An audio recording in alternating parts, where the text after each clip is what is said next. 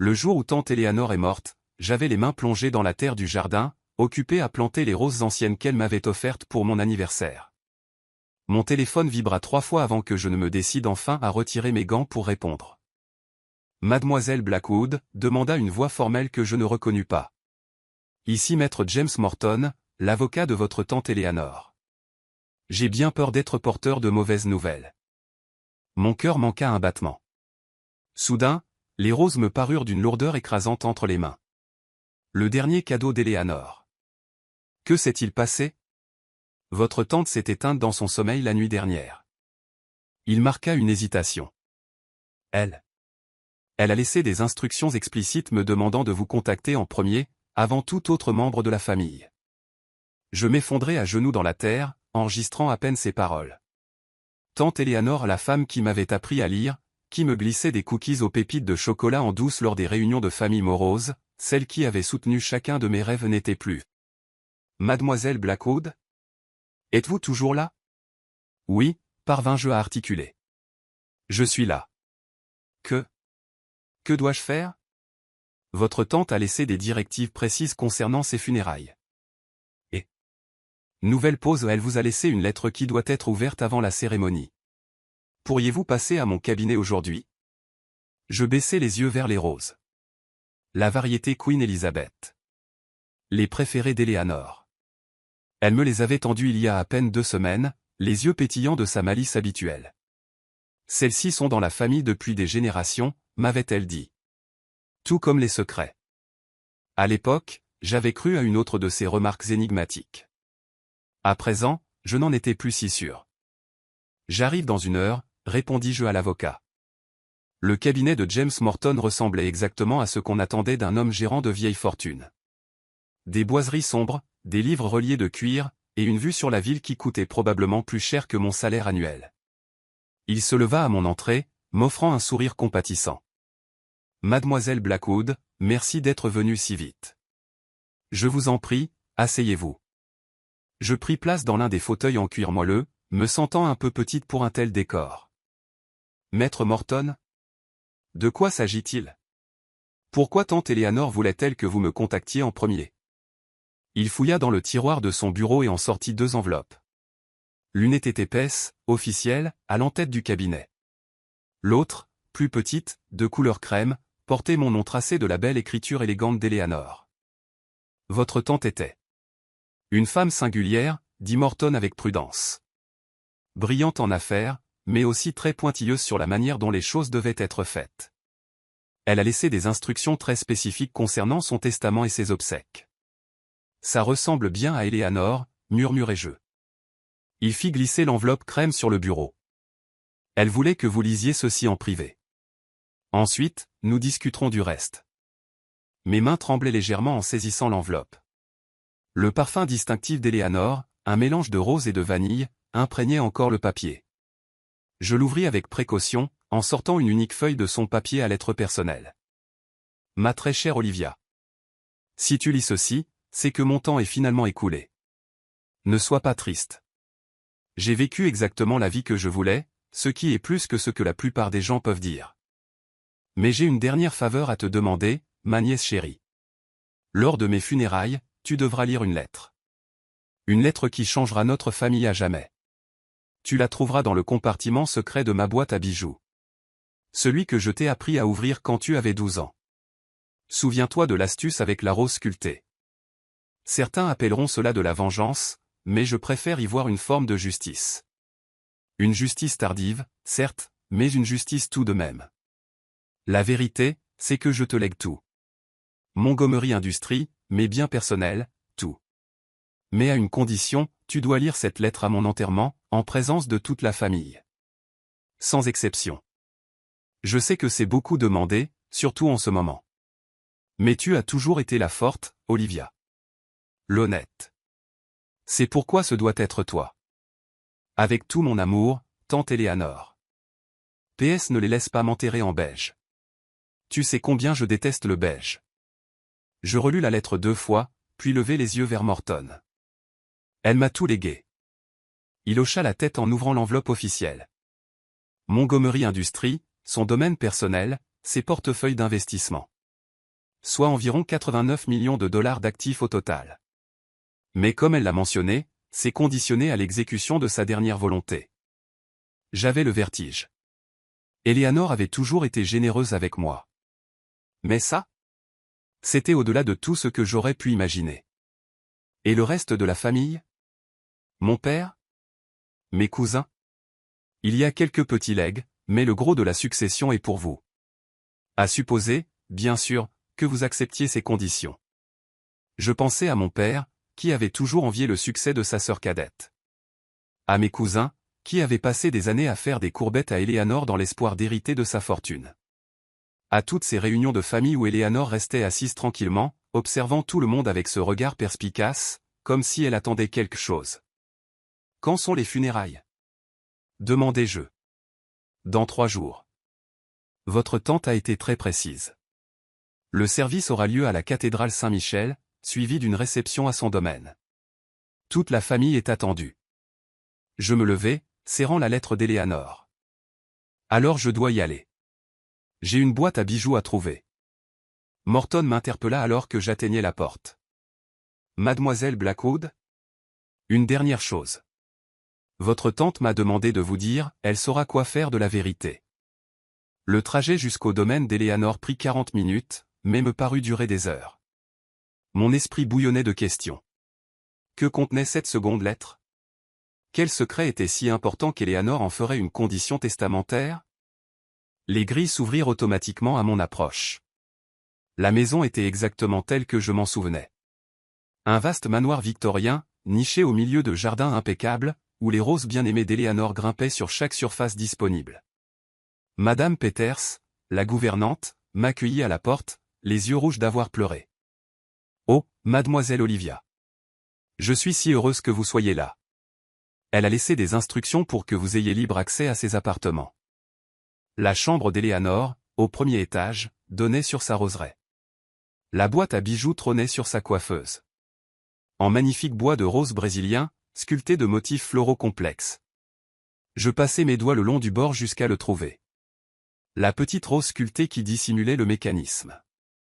3e pétale en partant de la gauche, murmurai-je. Un déclic doux se fit entendre, et un panneau coulissa au fond de la boîte.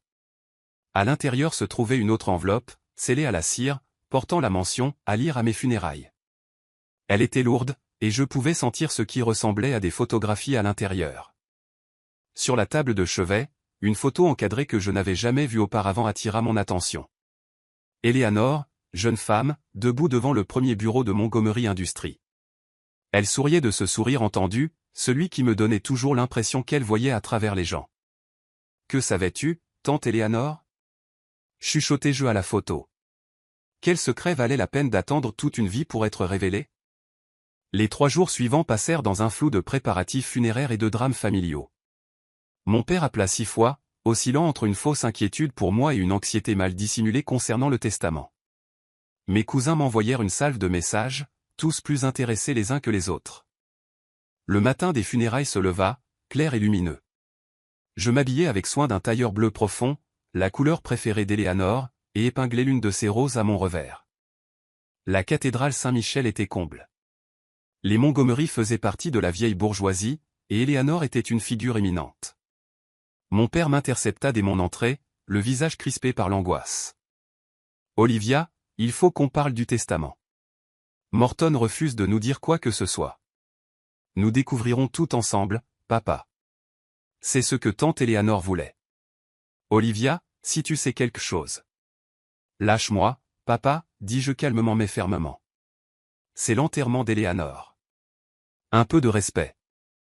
La cérémonie fut belle. Pas de beige en vue. Les fleurs étaient toutes des roses au rouge profond et au rose vibrant. Enfin, le moment arriva. Morton croisa mon regard depuis le premier rang et fit un léger signe de tête.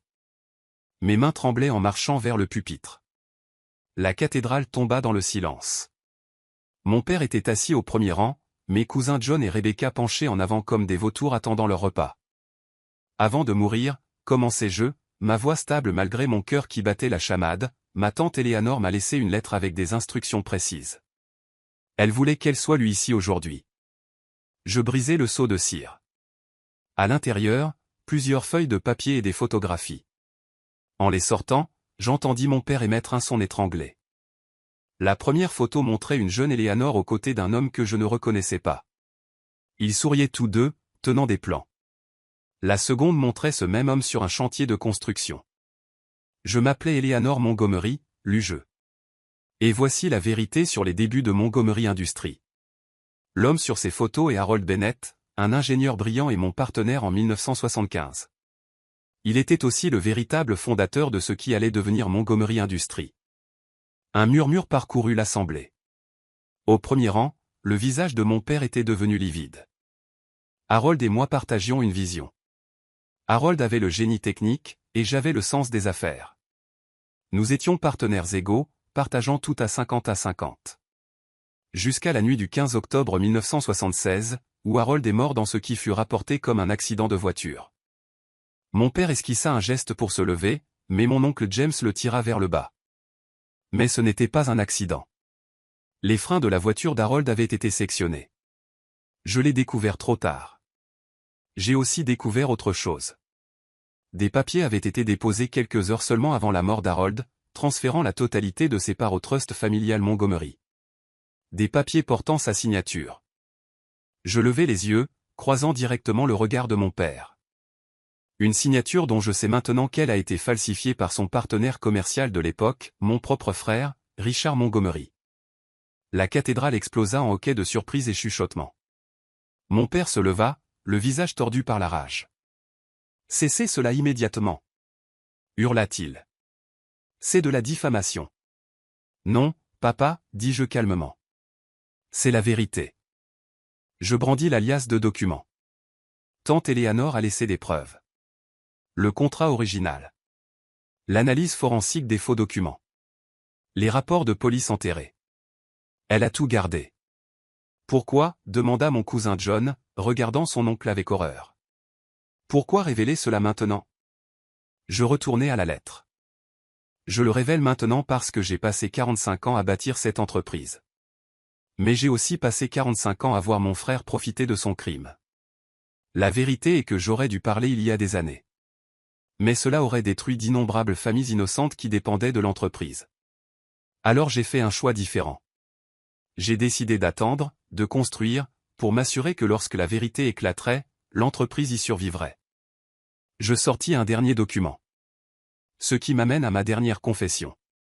Au fil des ans, j'ai suivi la trace de la fille d'Harold. J'ai financé anonymement son éducation, ses recherches. Sarah Bennett dirige aujourd'hui l'une des entreprises de technologie verte les plus innovantes du pays. Une femme se leva au milieu des rangées. Elle avait les yeux sombres d'Harold et son expression déterminée. La seconde partie de mon testament, lus-je d'une voix plus forte, cède 30% des parts de Montgomery Industries à Sarah Bennett, en restitution partielle de ce qui a été volé à son père. L'intérêt de contrôle revient à ma nièce, Olivia. La seule membre de la famille Montgomery à avoir montré le même attachement à l'éthique et à l'innovation qu'Harold et moi partagions autrefois. Un silence assourdissant suivit. Lentement, Sarah Bennett s'avança vers l'avant de la cathédrale. Elle s'arrêta devant mon père, qui semblait avoir vieilli de 20 ans en quelques minutes. Toutes ces années, dit Sarah, la voix tremblante, je pensais que mon père était un raté qui avait abandonné son travail. Je n'avais jamais imaginé. Je descendis du podium. Mademoiselle Bennett, je suis tellement désolé pour ce qu'on vous a pris. Merci d'avoir eu le courage de lire cette lettre, me dit-elle les larmes aux yeux. Votre tante. Elle veillait sur moi toute ma vie, n'est-ce pas? Elle essayait de réparer les choses, dis-je doucement, à sa manière. Les mois qui suivirent virent la vérité sur la fondation de Montgomery Industries devenir publique. Mais Eleanor avait eu raison, l'entreprise était assez forte pour survivre. Mon père disparut des semaines durant, finissant par entrer en réhabilitation pour affronter enfin sa culpabilité. Un an après les funérailles, je me tenais dans la roseraie d'Eleanor, plus florissante que jamais. Sarah m'avait rejointe pour notre réunion hebdomadaire. Tu sais ce qui est étrange, dit Sarah en effleurant une rose Queen Elizabeth. J'ai toujours senti que quelqu'un veillait sur moi. Je croyais que c'était l'esprit de mon père. Maintenant je sais que c'était Eleanor. Penses-tu qu'elle a fait le bon choix? D'attendre toutes ces années? Je réfléchis. Je pense qu'elle a fait de son mieux dans une situation impossible. Elle a transformé une entreprise bâtie sur la fraude en une force pour le bien. Et toi? Regrettes-tu d'avoir été celle qui a dû tout révéler? Non, répondis-je. Eleanor m'a choisi parce qu'elle savait que je comprendrais que faire ce qui est juste signifie parfois affronter des vérités inconfortables. Sarah sourit en regardant le bâtiment de Montgomery Industries au loin. Elle serait fière de ce que nous avons construit. Un vrai partenariat. Je souris, touchant l'une des roses. Elle m'a dit un jour que ces roses étaient dans la famille depuis des générations, tout comme les secrets. Mais peut-être est-il temps pour de nouvelles traditions. La vérité plutôt que les secrets. Le partenariat plutôt que le pouvoir. Ce soir-là, assise dans le bureau d'Eleanor, désormais le mien, je trouvais une petite note glissée dans son vieux calendrier, daté du jour de sa mort. Très chère Olivia, si tu lis ceci, c'est que tu as fait ce que je t'ai demandé. Tu as affronté la vérité avec grâce. Les roses du jardin refleuriront au printemps prochain. Quand elles le feront, souviens-toi que la beauté peut naître même du sol le plus sombre, si nous avons le courage de la planter. Je rangeai la note et regardai le jardin où le soleil couchant peignait les roses d'or. Comme Eleanor, je porterai cette vérité avec grâce, l'utilisant non pour détruire, mais pour bâtir, non pour punir, mais pour guérir, créant quelque chose de beau à partir du terreau du passé. C'était ce qu'Eleanor avait fait. C'était ce qu'elle m'avait entraîné à faire. Et quelque part, je le savais, elle observait avec ce sourire entendu, fière que son ultime secret ait enfin trouvé son chemin vers la lumière.